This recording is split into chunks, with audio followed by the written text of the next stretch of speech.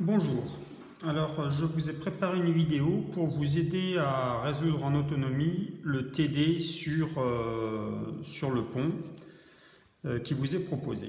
Alors j'ai modélisé ici le tablier sur deux appuis et la section droite.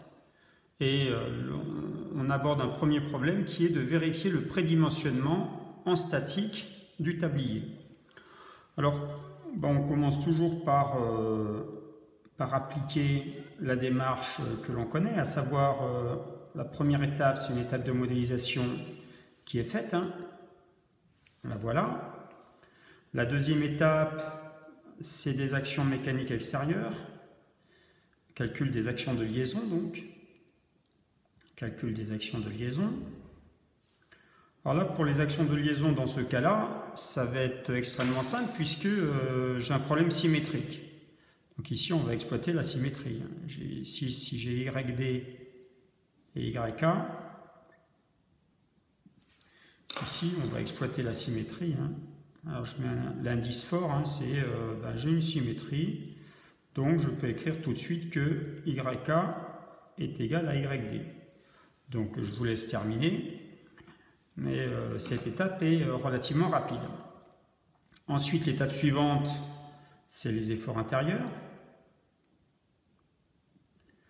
Alors, ces efforts intérieurs, alors là, pour ces efforts intérieurs, on a une, deux, trois zones. Mais étant donné la symétrie, on va considérer que la zone entre A et B, et puis une zone entre B et C. Donc on a réellement deux zones, donc là il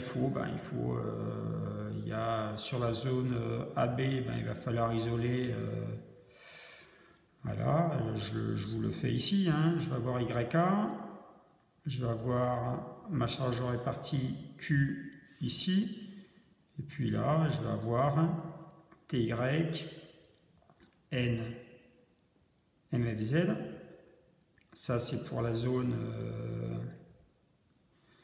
AB, avec X qui est là. Et puis sur la zone BC, je vais être... Alors là, j'isole toujours la partie gauche, parce que là, c'est plus simple, il me semble. Donc je vais avoir ici aussi YA. Et puis, je vais avoir une décharge répartie qui vont s'arrêter ici à une distance L. Voilà. Je suis un petit peu plus loin que L. Donc ici, j'ai toujours TY, N, MZ. Et donc, ça, c'est sur la zone BC. Et puis ensuite, on raisonne par symétrie. Donc, à partir de là, vous allez tracer des diagrammes. Et je peux vous donner déjà un indice, c'est que les zones les plus sollicitées, ce sera entre B et C. Zone la plus sollicitée, c'est entre B et C. Entre B et C. Bon. Donc là, on a défini les efforts intérieurs. Et puis, entre B et C, on est aussi capable d'aller chercher le moment fléchissant maxi, MFZ maxi. Voilà pour cette étape-là. Ensuite, l'étape suivante, ça va être de définir les contraintes. Donc, on a de la flexion. On va obtenir un moment de flexion qui est positif. Donc, le moment de flexion, le voilà. On va avoir une répartition des contraintes qui va ressembler à ça. Voilà, c'est une répartition en flexion. Voilà ma répartition de contraintes. Donc ici, il va falloir que j'aille chercher les contraintes dans la section ici, dans cette section-là, en ce point-là, ou en ce point-là.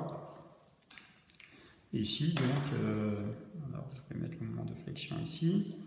Et puis ici, par exemple, j'ai mon sigma maxi. Et puis j'utilise la formule du cours, moins MFZ maxi sur IGZ fois le Y qui correspond à ce point-là. Voilà, donc ici, vous êtes capable d'avoir les contraintes, et notamment la contrainte maxi. Et une fois que vous avez la contrainte maxi, bien sûr, vous allez appliquer votre critère, qui est la contrainte maxi doit toujours rester inférieure à la limite élastique, étant donné un coefficient de sécurité. Donc voilà pour la tenue statique. Alors, ensuite, dans un deuxième temps, je vous demande de calculer la flèche maxi. Alors la flèche maxi, c'est un petit peu plus compliqué. Si je reprends ma poutre ici, AD, avec la chargeur répartie, ici de ce côté-là, et là de ce côté-là. Alors là, il va falloir que, ici, pour aller chercher l'équation de la déformée, c'est E IGZ fois V seconde égale MFZ. Bon, mais on voit qu'on a deux zones. Donc il va y avoir deux fois cette équation-là. Sur la première zone ici, sur la zone AB, il va falloir que j'écrive E IGZ V seconde égale le MFZ que j'ai sur la zone AB. On va dire MFZ de AB, celui qu'on a trouvé précédemment. Et puis sur cette zone-là, sur la zone BC, il va aussi falloir que j'écrive E IGZ V seconde égale le MFZ que j'ai obtenu sur la zone BC. Voilà, c'est pas le même. Voilà, donc en fait, contrairement à ce qu'on a vu précédemment, là je vais avoir deux fois les intégrations à faire. Donc ça veut dire que ça va me conduire à 4 constantes. Je ne sais pas si vous vous rappelez, hein, vous avez des constantes quand vous intégrez, on les avait appelées C1, C2, mais là je vais avoir C1, C2, puis C1', C2'.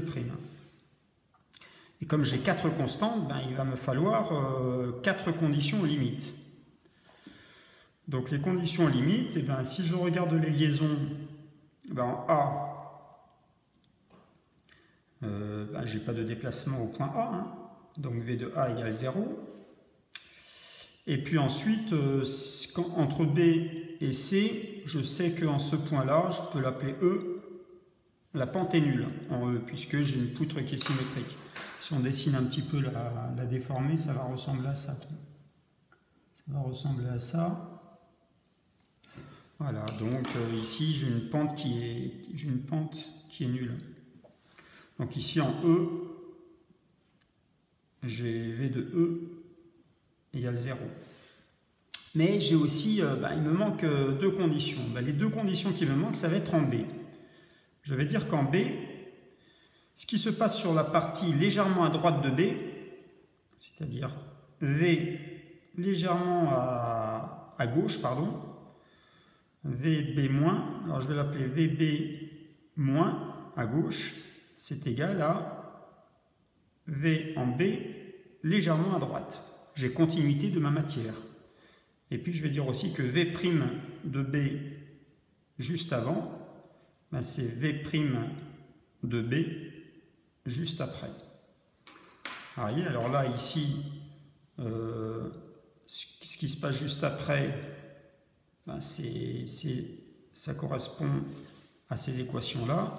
Ce qui se passe juste avant, puisque là je suis entre A et B, ça va correspondre à ces équations-là. Donc voilà mes 4 conditions limites, c'est un peu particulier. Donc avec ces 4 conditions limites, vous allez trouver les 4 constantes, et à partir de là, vous allez pouvoir calculer la flèche maxi. La flèche maxi c'est en E. Donc flèche maxi égale V de E. Donc voilà pour cette partie-là. Et ensuite, le deuxième problème concerne l'allongement du câble central. Alors si je dessine ma poutre entre B et C, ici j'ai B, là j'ai C, ben j'ai mes câbles là. J'ai mes câbles qui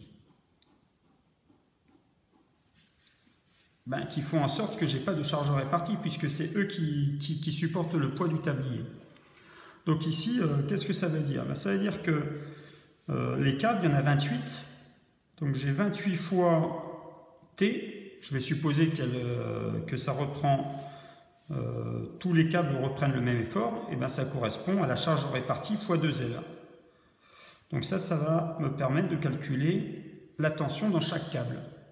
Donc ici, à partir du moment où j'ai la tension dans le câble central, là, ben ça va être facile, hein, puisque mon câble central, il travaille en traction, on tire dessus, avec un effort T que vous venez de calculer.